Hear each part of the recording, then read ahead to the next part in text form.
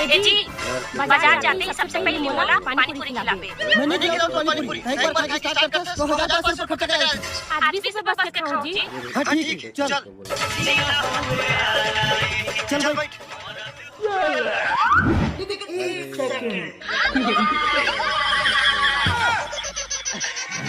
मार डालो तेरे को चल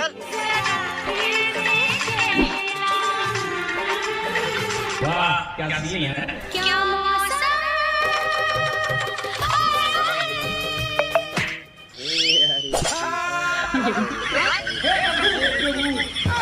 तेरा तो गेम बचा।